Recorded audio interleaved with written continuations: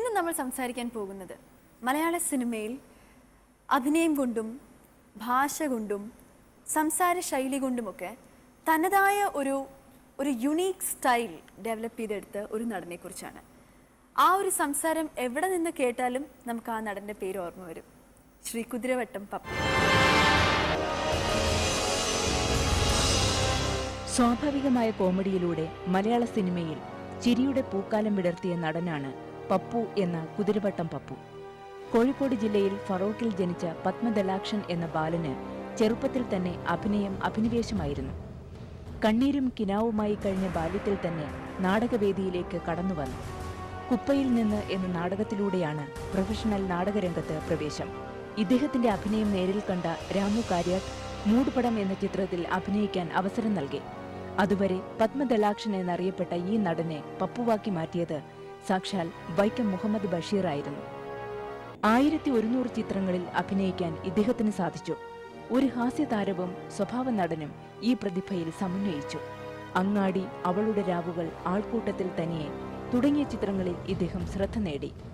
ഇദ്ദേഹത്തിന്റെ നർമ്മ മുഹൂർത്തങ്ങൾ ചിന്തിക്കുമ്പോൾ സ്വാഭാവികമായും ആദ്യം മനസ്സിലെത്തുന്നത് പ്രിയദർശൻ ചിത്രങ്ങളാണ്.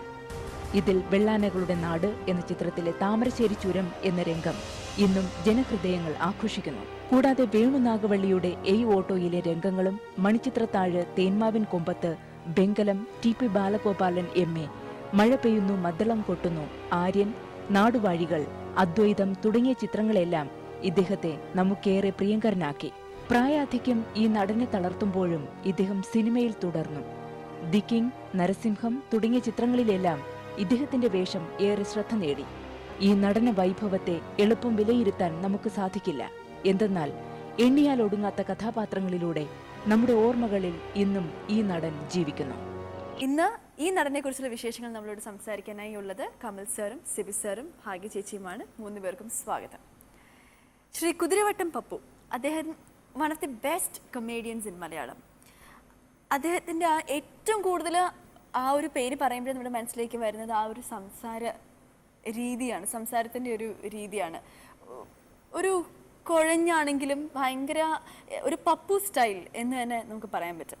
അപ്പം ഈ ഒരു സംസാര ശൈലി കൊണ്ടാണോ, അദ്ദേഹത്തിൻ്റെ കോമഡി ഡെലിവറി ചെയ്യാനുള്ള കഴിവുകൊണ്ടാണോ, എന്തുകൊണ്ടായിരിക്കും Kerala's favourite film actor Shri Pappu ആവേണ്ടത്?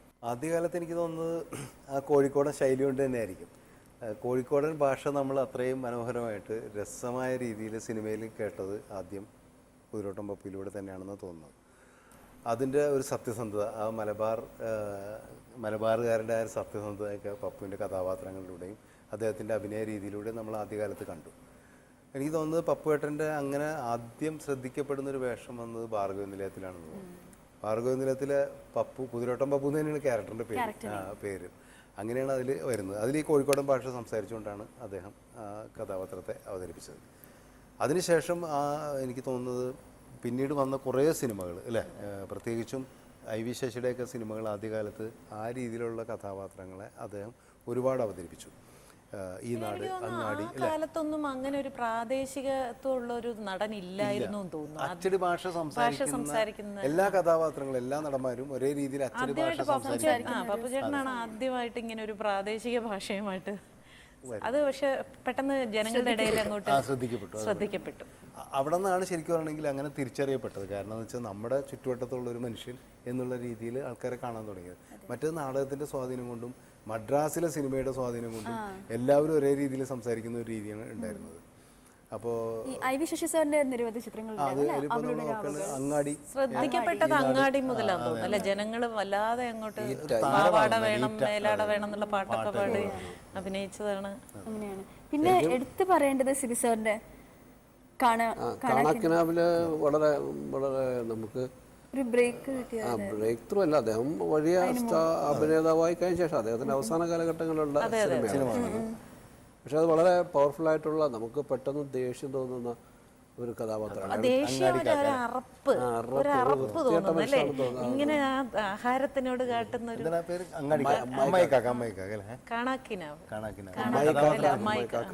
കഥാപാത്രത്തിന്റെ പേര്. പക്ഷെ ഈ കോമഡിയൊക്കെ ചെയ്തുകൊണ്ടിരിക്കുമ്പോഴും പപ്പേട്ടൻ വളരെ നമുക്ക് സിമ്പതി തോന്നിക്കുന്ന, നമുക്ക് വല്ലാത്ത ഒരു അനുകമ്പ തോന്നുന്ന കഥാപാത്രം കിങ്ങിൽ ചെയ്തു. ഒരു സ്വാതന്ത്ര്യ സമര സേനാനിയായിട്ട് ഇതൊക്കെ വെച്ച് അത് ഏറ്റവും രസം എന്ന് വെച്ചാൽ അത് ഡബ് ചെയ്യുമ്പോൾ ഞാൻ അവിടെ തിയേറ്ററിലുണ്ടായിരുന്നു.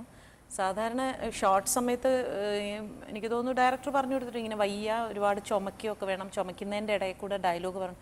ഇത് ഡബ്ബിങ് തിയേറ്ററിൽ അതേപോലെ കൊണ്ടുവരിക എന്ന് പറഞ്ഞാൽ കറക്റ്റ് സിങ്കിൽ ചുമ വന്നില്ലെങ്കിലേ ആ ചുമയും ഡയലോഗും കറക്റ്റ് സിങ്കിൽ എന്ത് മനോഹരമായിട്ട് അത് ഡബ്ബിങ് തിയേറ്ററിൽ ഇരുന്നത് ഡബ് ചെയ്തെന്ന് പറയും. ശരിക്കും അവിടെ അറിയാതെ നമുക്ക് വല്ലാത്തൊരു ബഹുമാനം തോന്നുന്ന ഒരു നിമിഷമായിരുന്നു അദ്ദേഹത്തിന്. അസാധ്യ ഒരു ആക്ടറാണ് അദ്ദേഹം. ആ ഈ നേരത്തെ പറഞ്ഞ ഒരു അറപ്പ് തോന്നിച്ച് അതേ ആക്ടർ തന്നെയാണ് ഇതിൽ വല്ലാതൊരു സിമ്പതി നമുക്ക് ദി ബെസ്റ്റ് എന്ന് പറയുന്ന ഒരു ക്യാരക്ടർ തന്നെയാണ് കിങ്ങിലെ ആ ഒരു സ്വാതന്ത്ര്യ സമര സേനാനി എന്ന് പറയുന്നത്. 2 സീനുകളെങ്കിലും. അതുപോലെ വെങ്കലത്തിൽ ഒരു ക്യാരക്ടർ എപ്പോഴും വിശപ്പ്.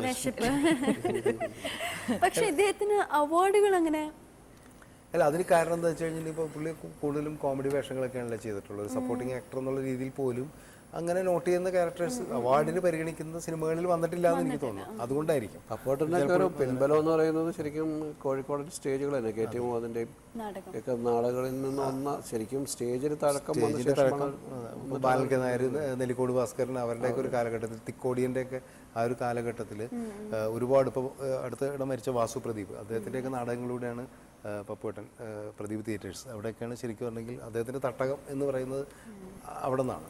അതുപോലെ പുള്ളിയുടെ ഇന്നത്തെ തലമുറയും പറഞ്ഞു രസിക്കുന്നതല്ലേ വെള്ളാനകളുടെ നാട്, താമരശ്ശേരി ഐ വി ശശി സിനിമകളുടെ ഒരു സ്ഥിരം നടനായിരുന്നു അദ്ദേഹം. ആൾക്കൂട്ടത്തിൽ തനിയെ നല്ല ക്യാരക്ടറല്ല, വൈദ്യരായിട്ട് വരുന്ന ആൾക്കൂട്ടത്തിൽ തനിയെ പിന്നെ പ്രിയദർശനാണ് ഏറ്റവും കൂടുതൽ പപ്പുവേട്ടനെ ഉപയോഗിച്ചിട്ടുള്ളൊരു ഈ ജനറേഷനിലെ ഡയറക്ടർ എന്ന് പറയുന്നത്.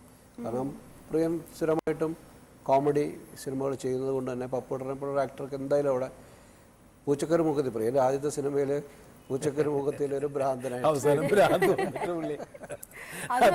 മണിച്ചിത്രത്താഴിലും വെള്ളം വെള്ളം അതൊരു അങ്ങനെയുള്ള നമുക്ക് നമ്മുടെ മിമിക്രിക്കാരൊക്കെ നിരന്തരമായിട്ട് ഉപയോഗിക്കുന്ന കാര്യമാണ് ഈ താമരശ്ശേരി ചുരം, തേന്മാവിൻ കൊമ്പത്ത്. അതാ മിക്ക സിനിമകളിലും ഈ അദ്ദേഹത്തിന്റെ കിട്ടിയിട്ടുള്ള കഥാപാത്രങ്ങളൊക്കെ നമുക്ക് ശ്രദ്ധിച്ചു നോക്കൂ. 2 സീനും 3 സീനൊക്കെ ഉണ്ട്, പക്ഷെ പുള്ളിയുടെ പ്രസൻസ് എപ്പോഴും പുള്ളി അത് അല്ലേ